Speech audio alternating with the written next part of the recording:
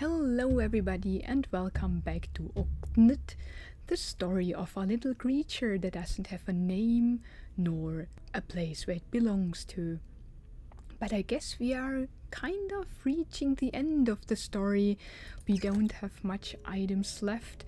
We gained an orb and some soil in the last episode, and we distracted the trolls to get those. So let's get down back in this little cave and see what we can do. The eye is closed again, and our friend is still down there. So, as we have only some soil left, maybe we can... I don't think I have enough to fill this one, the creature stated as it looked down into the dark hole. Yeah, we cannot fill... Oh! Maybe it fits... I had it accidentally here with the cursor. Maybe it fits on the smaller holes. Let's try that. Which one should we try? Oh, and it does work.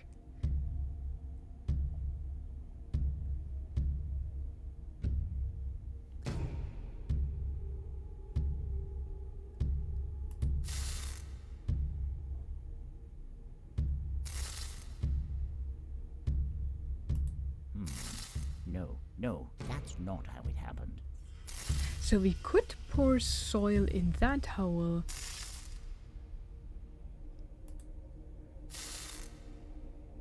But we cannot pour soil in that hole? But what else could we do then?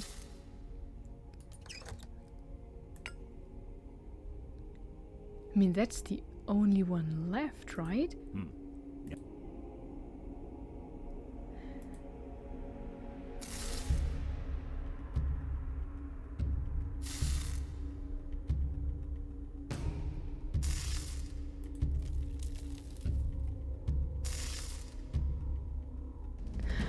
Maybe we have to wait. And there she is.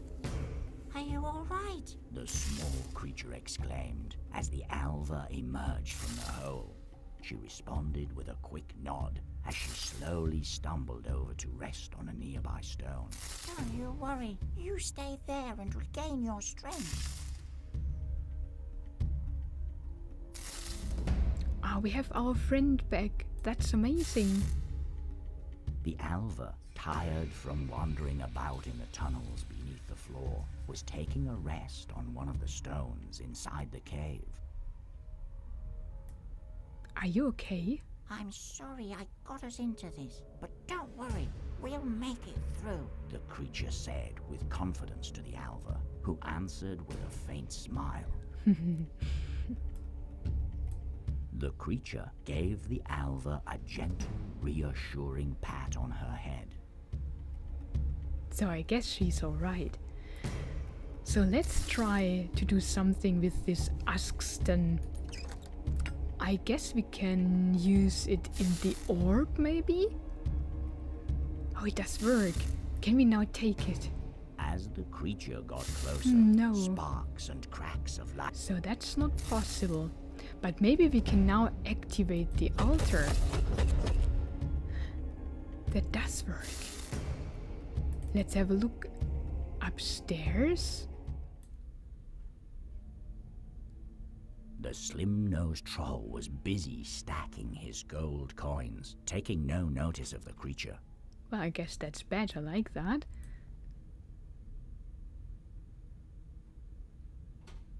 If you insist, I guess I could eat you, the fat-nosed troll said, but the small creature was already backing away, regretting its decision to approach the troll.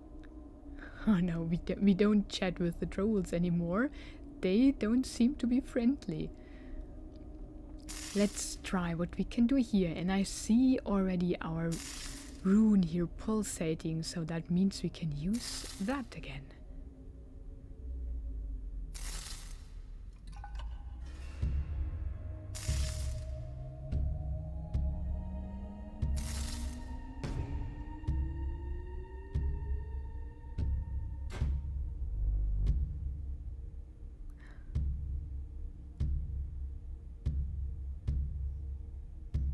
I don't know if I've made the right decision, but I feel this is our last chance to get you wings. Let's head up, shall we? The small creature said to the alva, who with a hearty nod once more crawled up behind its ear.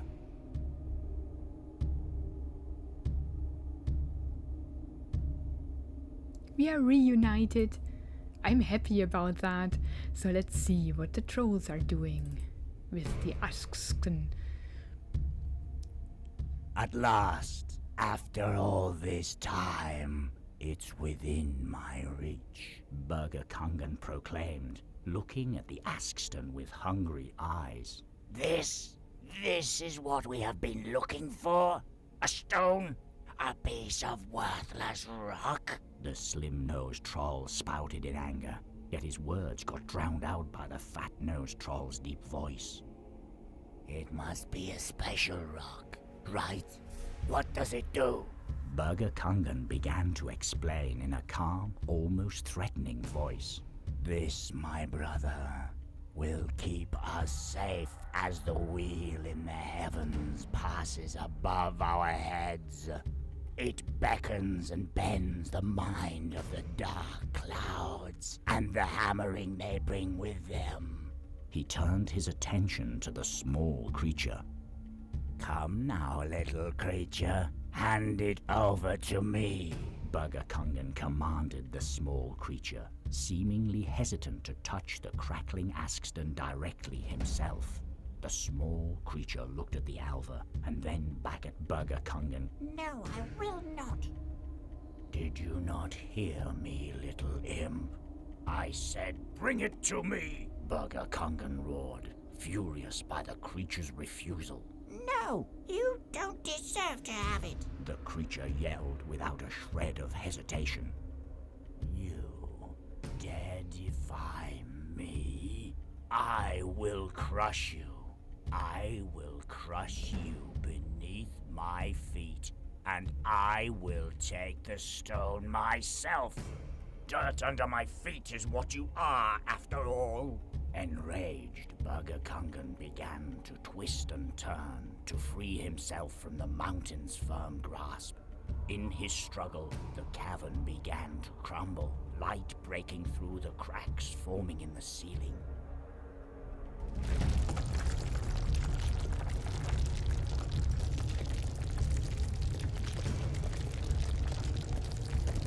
No, not again.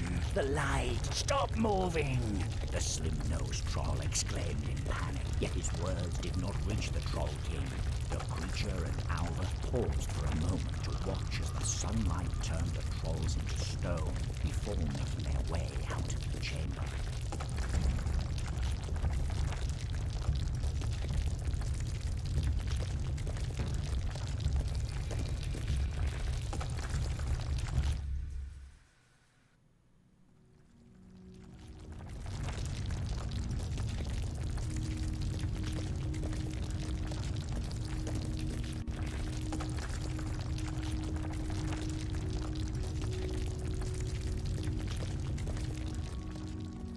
Passing through the crumbling copper gate, the creature glanced over its shoulder, only to see a cold mountain wall, untouched by being and man alike, casting a calming shadow over the clearing.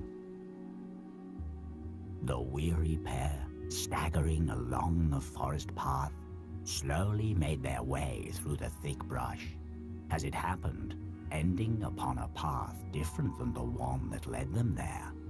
As they felt the rise of the ground, the dark trees grew less imposing, allowing a wonderful view to greet their arrival at the top of the hill. How beautiful. The small creature gasped. I think I'd like to remain here for a while if you wouldn't mind. The alva marveled at the sky as the creature carefully put her down on a slab beside it. I'm sorry for not being able to help you. I know I promised. The creature said with sad eyes kept at the muddy ground beneath its feet. That place wasn't at all what I'd hoped it to be. After remaining silent for a while, the creature nervously brought its eyes from the ground, greeted by the alva's beaming smile. For although she could not speak nor fly, her glow appeared brighter than before. As they sat there looking out across the woods, the creature felt at ease, and embraced by the sun's rays breaking through the treetops, it slowly faded as night made way for dawn. The alva remained, humming a sad melody while looking at the stone now sitting beside her. The song filled the clearing, and as she took the last note, a glowing pair of beautiful wings had appeared on her back. Looking at the stone one last time, eyes filled with gratitude, she then rose from the ground, disappearing amongst the trees' canopies.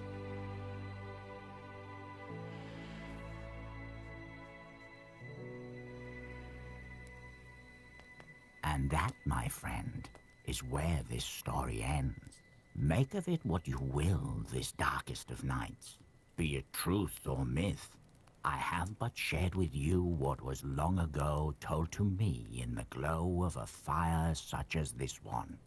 I only hope that you'll take care where you trod this night, for as the story goes, it turns out even a small, in the scope of the world, insignificant creature can be of significance to someone not that significant themselves.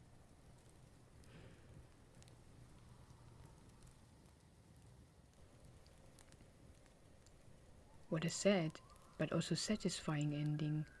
And aren't we all insignificant creatures if we consider that our life is just a blink of an eye in the history of the world? And it is in our own responsibility what we are doing with the short time that we have. In the end, only our deeds will survive in the minds of others. May they be good or bad. That is how we will be remembered. And that is also the ending of this little Let's Play. I enjoyed it a lot. It's a beautiful story if you like Swedish folklore and if you like to listen to stories at all. So thank you so much for watching and listening. I will now go through the lore book that is in the game. There you can see all the creatures that we met in the story again. But if you don't like to, this is the end of the Let's Play. Have a wondrous day, and I hope to see you in another series. Goodbye. These household deities guard the farmers' homes, keeping any unpleasant beings at bay while watching over the daily chores involved in running the household. A guardstomp is a being that tends to the farmer's land and tools, watching over the daily activities on the farm to make sure that nothing bad befalls it or its inhabitants. It is believed that circles of mushrooms spring up when alva appear to join one another in dance. If an unlucky man or woman should join them in their dance, they would find that time passes faster within the alv circle, and years may go by while they are engrossed in a few moments of joyful dance. Some even believe that these rings hold the power to transport the alv people across vast distances.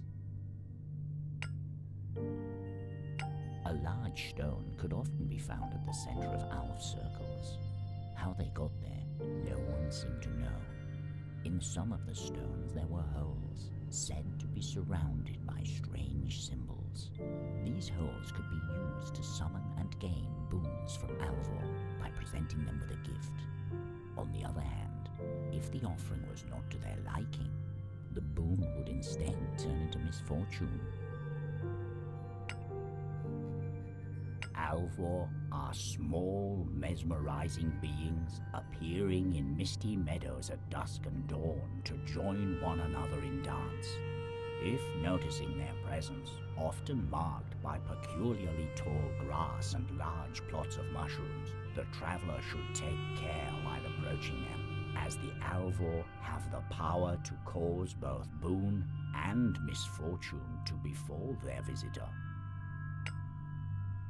More beautiful than all other alva, with glistening hair and a shining crown on her head, the Alv Queen may appear amongst her kin on these darkest of nights, her wondrous image leading them and any spellbound passers-by in dance. Nakan is a being that is said to dwell within the deepest lakes and rivers of the land. Lone travelers have been known to hear his ominous song as they take a moment to rest at the water's edge. If they find themselves listening to his enchanting melody for too long, a strange urge to join him in the dark water instills itself in the unlucky traveler. The natrum is always moving from place to place, searching for something not visible to normalize, unable to rest until it has found what it is looking for. Taking the shape of a raven, it can only be seen during these darkest of nights, spreading its black wings across the sky. Brunskuba are guardian deities who reside in deep wells, making sure that the water is clean and drinkable. They also keep an eye out for curious children, chasing them away to prevent them falling down into the wells. A Brunskuba is usually not a particularly evil creature, but if its well gets polluted, the Brunskuba's anger knows no boundaries. The hag prefers to build her nest on top of tall mountains, spreading her vile magic throughout the surrounding areas, infecting plant and creature alike. If you happen to come upon one of her minions, be wary not to get caught, as they will surely bring you before her. Vata are nervous beings that hide from others by blending in with their environment. They prefer to make their home below the ground, far away from other creatures. A Svartalv is not entirely unlike a dwarf, although more sinister in appearance, with crooked backs and skin as grey as ash. They live deep within the mountains, gathering precious metal and gems. A Svartalv is driven by greed and attracted to anything that shines, although the purpose for their obsession is unknown. Deep within the mountain, far away from any light of day, the gruff Roo lives by herself. Miners have been known to catch a glimpse of her in the corner of their eye, some claiming that she is showing them the location of large ore veins, others that she is trying to get them to follow her into the tunnels. If one is to venture into her domain, be mindful of making noise. If disturbed, she is said to bring the perpetrator to the deepest place within the mountain, where the unlucky being slowly turns into stone. Loathed and feared by many unnatural beings, pure silver is often used in attempts to ward off evil, keeping mischievous creatures at bay as the nights grow long. Burgrasaur are dangerous, enormous beings, long since forgotten by most folk. Long ago, they sought shelter deep within the mountains, remaining in an endless sleep to shut out the sounds of man. The Vitorm slithers through the darkest areas of the land, drawn to places of power where it rests to shed its skin. The skin of a Vitorm is rumored to retain a strange kind of magical power, and anyone that manages to get their hands on one should be careful not to look into its entrancing glow for too long. Bisons are beings that usually remain in deep slumber. In the rare event that they awake, They spend their time tormenting travelers and woodsmen passing them by. Once they grow tired of causing trouble, they resume their sleep, blending in with the surrounding trees once again. A Lichtgruber is a being that can be seen after nightfall. Dwelling in swamps and marshes, they drift through the air, often with a lit lantern in hand, following the wind currents between the trees. Their alluring light is said to mislead travelers off the road and deeper into the marshes, far away from any who would hear their cries for help. Throughout the land, you might sometimes hear rumors of injured woodsmen sheltering themselves beneath an unusually large tree with strange characteristics. As they rest amongst its roots, they claim that the wounds fade away as if they had never been caused. Learning that one may be cured from any ailment by crawling through the tree's roots, many travel from afar to seek relief, but the woodsmen who claim to have found it never seem to recall its exact location within the woods. A Draug was once a man who, after passing from this world, turned into a being consumed by its hunger for all that it once had. Approaching its perceived property carries with it great risks, as stories tell of Drauga whose grotesque appearance leaves the victim's mind in disarray, causing them to wander the woods aimlessly as they slowly transform into Drauga themselves. Glosen, vile and repugnant, is a large sow that dwells in the depths of the forest, her battened body covered in razor-sharp thorns. She may appear either as an omen in places about to be visited by great misfortune, or to prey on travelers walking along the forest's edge. As she runs towards her victim, the thorns on her back are said to grow larger, cutting the unlucky traveler in half as she sprints in between their legs. After she has satisfied her gluttonous urges, she returns to guard her home in the darkest part of the woods. Over the centuries, many have claimed to have seen the Copper Gate, although its shape seems to vary from one tale to the next, and when being asked to show others its location, none seem to recall the path they only recently trod. Trolls are hideous beings, frequently described as doers of evil and wicked deeds. Terrified only by the sun's rays and the clap of thunder, they seldom leave the darkness of their caves, but once in a while emerging to roam the night in small packs, traveling between villages, snatching newborns out of their cribs before replacing them with their own offspring. Although socially organized, their minds are often blunt, some telling stories of quick-witted travelers narrowly escaping their grasp. Rumored to be the ruler of all his kin, Bergerkungen is the oldest troll known to man. He was birthed long ago, deep beneath the cold earth in halls of ice, in a realm of eternal night. Stories of him have sprung up in generations far parted by time, leaving many convinced as to him possessing the gift of unending life. The few times he has been forced to appear above ground, his sightings have always been preceded by powerful omens, followed by strange mystical effects on the lands.